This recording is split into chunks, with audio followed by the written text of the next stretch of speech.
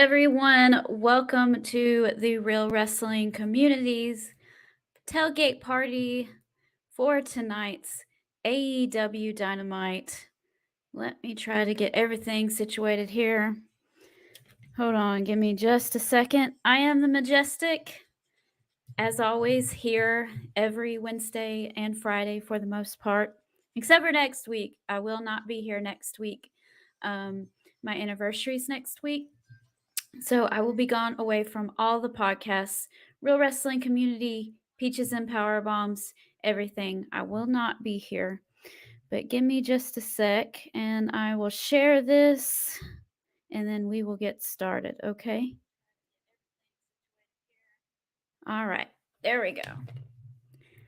All right, so I was doing some digging, Twitter, Fightful Select, Wrestling Inc., all the above, and I did not see anything earth-shattering as far as news goes. There is some rumbles that Dustin Rhodes had talked about maybe AEW pay-per-views going to 2 nights. But Tony Khan said that they haven't really discussed that, and he thought it was weird that he said anything like that. So either Dustin Rhodes was talking about something or just talking out of the side of his head, I guess, and or Tony Khan just doesn't have any interest in doing that right now. So we'll see. I don't know what's going on with that. So there really wasn't anything earth-shattering as far as news goes. So we are just going to go ahead and jump into the show. Come on in, guys. Join the conversation. Leave me comments. Leave me questions. We'll talk about it. So tonight's show has the silliest name I've ever heard for a pro wrestling show that I thought Great Balls of Fire was bad. Quake by the Lake is even worse. Don't. I just want to not acknowledge that name whatsoever. It is silly. So yeah, I don't want to acknowledge that name, Quake by the Lake. I think it should be called Mistake by the Lake. Anyway, we are going to go ahead and jump into the show. So here we go. Ricky Starks versus Aaron Solo. Last week, a couple weeks ago, sorry, brain fog just right there. We saw the complete destruction of Team Taz. Not only is Hook off with the FTW Championship doing his own thing, but they've had Powerhouse Hobbs officially turn on Ricky Starks. They are no longer a tag team, which I think is a good thing for both because I think that they are both formidable single stars at some point. But I do think it might have been a little too early, not necessarily for them to part, but for them to turn on each other. Because it's going to be really hard because both guys need to win. They both need wins. Both need building up, and I think that they both have that star power potentially to be built up. So I thought it was a little early to have Powerhouse Hobbs turn on Ricky Starks. However, with that being said, what is done is done, right? So how do you do this the best way moving forward? And I think both guys will, uh, this is a good feud for both guys.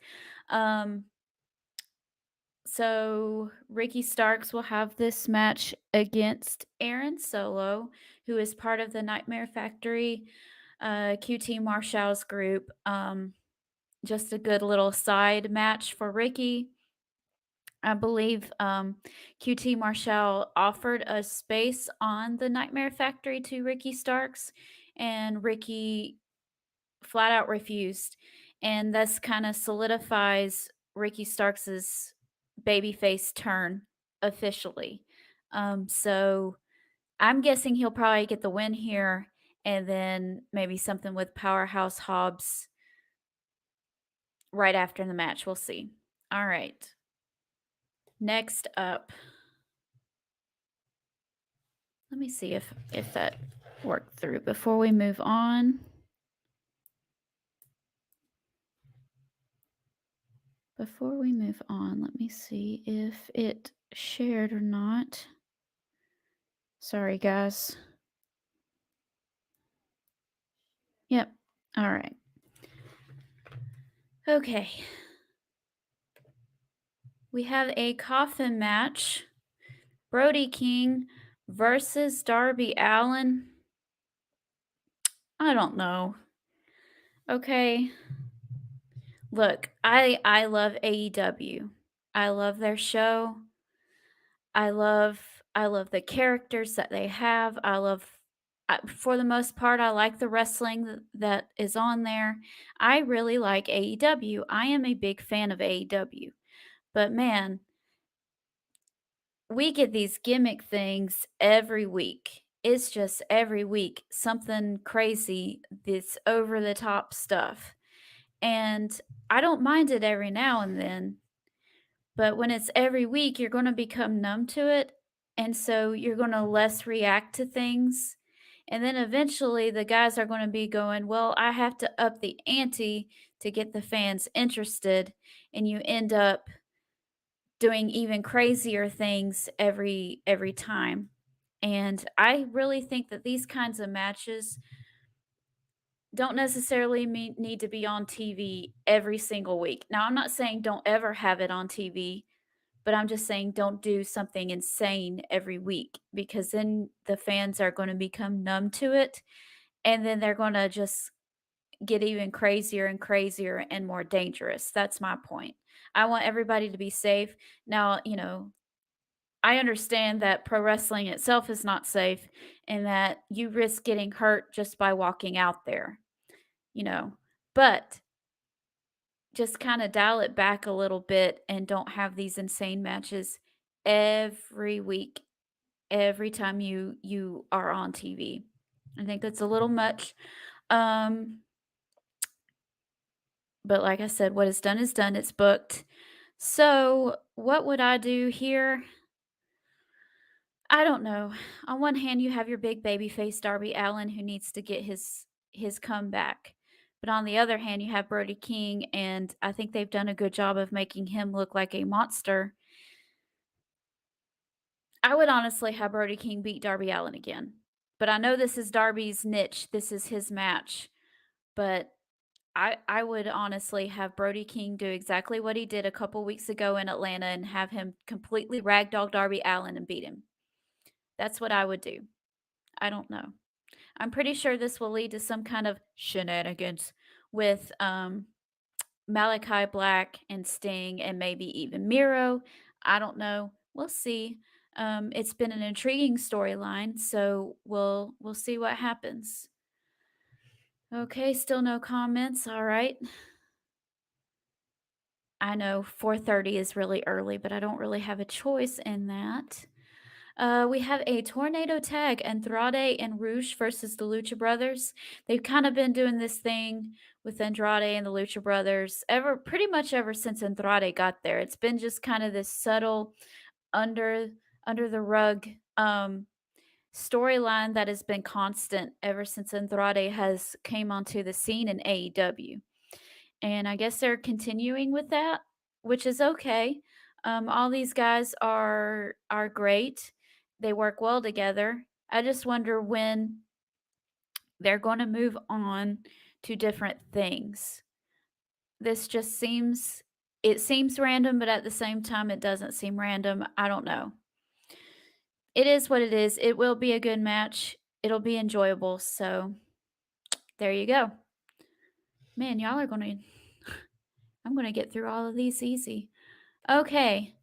We also have a TBS championship with Jade Cargill putting her title on the line against the newly signed veteran Madison Rain, who is also the new coach in the women's division, which I think is fantastic.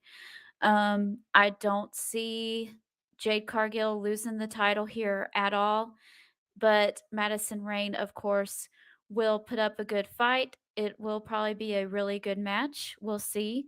Um, Madison Rayne will put Jade over and give her that magic rub. And Jade Cargill is really solidifying her spot on the women's roster. She has star written all over her. Does she still have things to work on? Of course she does. I mean, anybody does. No one's perfect, but I think that she's well on her way into becoming a big star. And if AEW is smart, they will continue her on that path and they will try to keep her as much as possible. Okay, last but not least, we have the AEW Interim Championship with Jon Moxley versus Chris Jericho. This is interesting. Moxley came out there, was it last week or the week before, saying it was 2 weeks ago, sorry.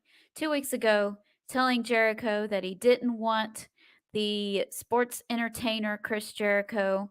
He didn't want the Le Champion. He wanted the Lionheart Chris Jericho.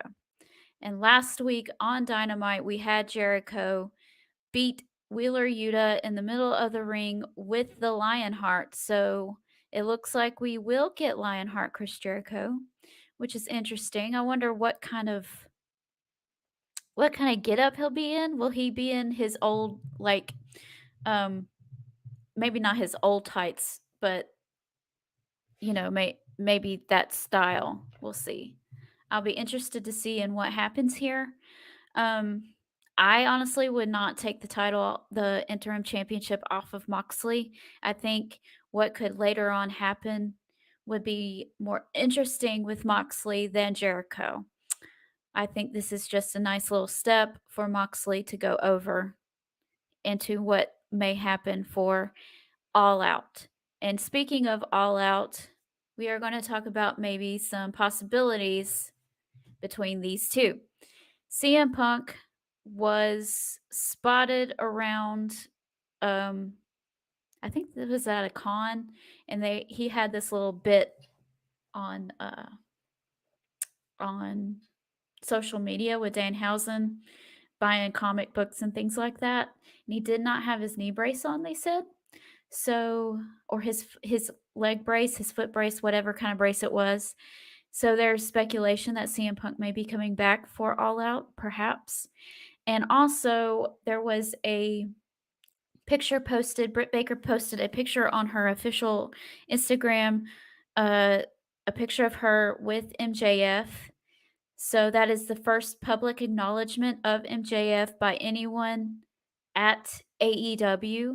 So there's speculations that MJF may be on his way to returning to TV.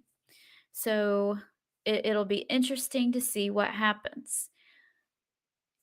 I mean, I honestly would have CM Punk and Moxley at All Out, have CM Punk win, and then MJF attack CM Punk at the end. At the end of that. So we'll see. We'll see what happens. Of course, you never know with Tony Khan. We say, hey, this is the clear action of what they're going to do, and then they just don't do that, and he goes in a completely different direction. That's okay. It's not my company, it's his. So we'll see what happens. Yeah, with the 4:30 slot here on Wednesdays, it's usually not all that active. Everybody's still at work, trying to get off of work and get home. So, understandably, no comments for today from any viewers. That's okay. If y'all want to come back and watch the replay, that's cool too. So, I guess that is it for tonight. I will be back on Friday night, 6 p.m., right here on the Real Wrestling Community. So I will check you all out then. See you later. Bye.